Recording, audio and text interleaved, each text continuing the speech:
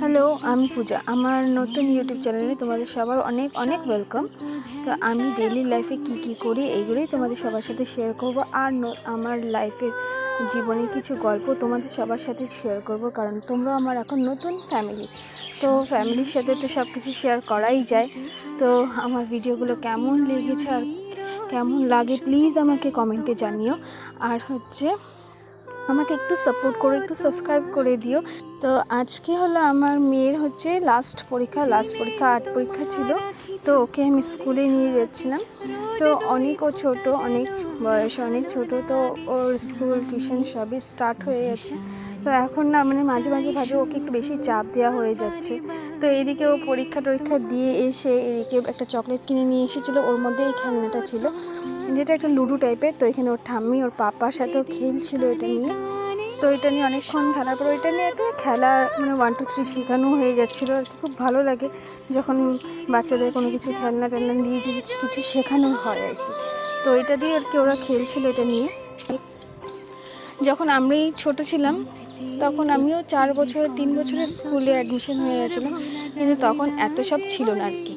তো যখন আর কি আমার মেয়েকে দেখি না, ভাবি এত হার্ড ওর পড়া। যখন আমি আর কি বুঝতে শিখেছি তখন দেখি যে আমি বিদেশে আর কি। আমার বাবা কাজের সূত্রে বাইরেই থাকতো, যেখানে আমাদের বাড়ি সেখানে আমরা থাকতাম না আর কি, বাইরে থাকতাম। তো আমার বাবা আর কি আমার বাবার বিয়ের আগে থেকে বাইরে থাকতো। তারপরে আর কি আমার বাবার বিয়ে ঠিক হয়ে যাওয়ার পরে আমার মাকে নিয়ে আর কি ওইখানেই চলে যায়। তারপরে আমি, আমার বোন আর আমার দাদা, আমরা সবাই ওখানেই থাকি। তো আমার দাদা আর কি থাকতো না, দাদা মামা বাড়িতেই থাকতো। আমার বোন আর আমি ওখানেই থাকতাম। ওখানকার স্কুলেই আমরা পড়াশোনা করি অনেক, ক্লাস 6 পর্যন্ত আর কি এখানে পড়াশোনা করি। তারপরে আমরা যেখানে আমাদের বাড়ি সেখানেই আমরা চলে আসি। তো ওইখানে না অনেক মজা হতো। তো ওইখানে আমার ফ্রেন্ডরা ছিল, এখনও অনেক ফ্রেন্ড আছে যাদের সাথে আমার কথা হয়।